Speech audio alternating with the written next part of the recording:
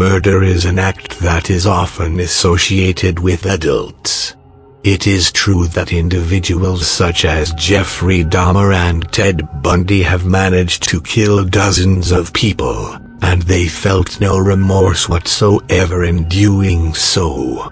Everyone assumes that something must have gone wrong while they were growing up, but we practically refuse to acknowledge that perhaps these individuals were born with such murderous mind, since we attribute infancy to innocence.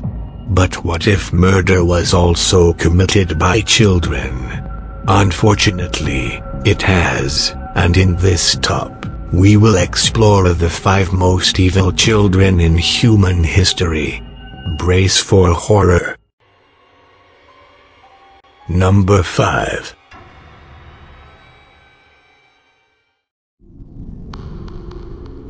In 1998, 14-year-old Joshua Phillips smashed his 8-year-old neighbor to death and shrouded her body underneath his bed. After 7 days, his mom saw something spilling from underneath the bed. Joshua stated that he had accidentally smashed Maddie in the eye with his baseball bat, making her shout.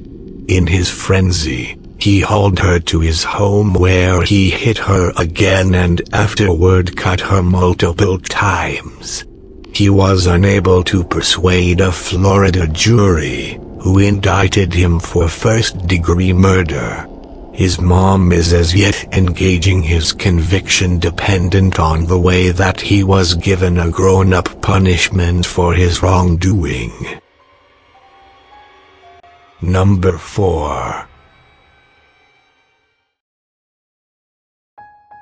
John Venables and Robert Thompson, both 10 years of age, had been stealing items throughout the day at the retail outlet, most notably, candy. For what reason did they choose to kidnap 2-year-old James Bulger? Was it a plot or an abrupt, overpowering impulse? When they had him, they didn't have the foggiest idea how to manage him. They might have handily disposed of him, letting him be on the walkway by a shop where somebody would find the crying child. Be that as it may, John and Robert, similar to kids who would prefer to obliterate their own belongings than offer them to another, killed the baby. James' folks could never see their child alive again. The camcorders at the shopping center got a few pictures of James Bulger in the possession of his executioners, frozen on schedule. He was to be taken on a long, random walk, unfeelingly tormented en route. James was illogically pounded into the ground by his 10-year-old captors, who insensitively deserted him on the railroad tracks. Number 3.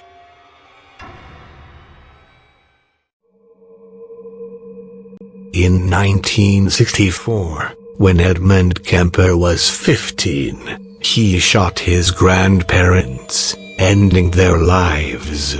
He had been plotting this abhorrent act for some time and had no second thoughts later. The California Youth Authority kept him in juvenile hall with the goal that they could put him through thorough arrangement of tests directed by a therapist. Since the outcomes proposed that he was a jumpy maniacal, he was shipped off to a Atascadero State Hospital for treatment. There, he realized others' opinion on his wrongdoing and endeavored to cause his primary care physicians to accept that he had recuperated. Despite the fact that he was viewed as a sociopath, he worked in the brain science lab to help regulate the tests to other people. Simultaneously, He learned a lot about fellow crazy minds. Kemper was finally released after 5 years and stayed under the supervision of the Youth Authority. After Kemper killed and dissected 8 ladies over the course of the following 5 years, these equivalent specialists insisted he was insane.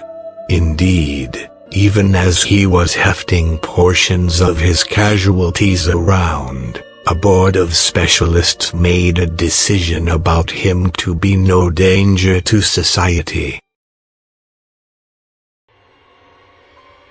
Number 2.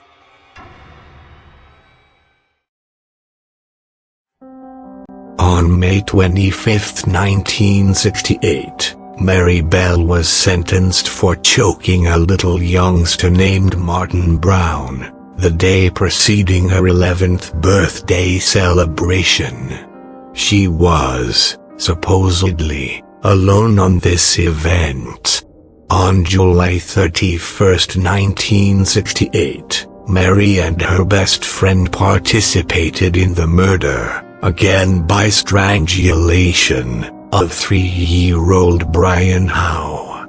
Police reports reasoned that Mary Bell had returned after executing him to cut an N into his stomach with a razor, which is the first letter of her name. Mary Bell likewise utilized some scissors to trim off pieces of Brian Howe's hair and part of his privates. As the young ladies were so youthful and their declarations negated one another, it has never been totally clear correctly what occurred. Martin Brown's death was at first stated to be nothing more than an accident. In the long run, his passing was connected with Brian Howe's death, and in August, the 2 young ladies were accused of 2 tallies of murder. Mary was released in 1980 with court-requested namelessness. In 2003, the courts granted her and her girl namelessness forever.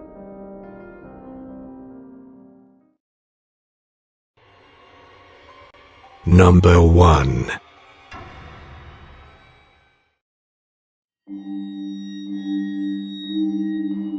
Jesse Pomeroy was 14 when he was captured in 1874 for the horrendous homicide of a 4-year-old kid. He was immediately marked the Boston Boy Fiend. His awful journey had started 3 years sooner with the sexual torment of 7 different young boys. For those wrongdoings, Pomeroy was condemned to a youngsters' reform school, but he was released quite early. Not long after, he disfigured and murdered a 10-year-old young girl who came into his mom's store. After a month, he kidnapped 4-year-old Horace Mullen, took him to a marsh outside town, and cut him so brutally with a blade that he almost executed him. Due to his abnormal appearance and his past loathsome conduct, he was suspected of having committed these crimes.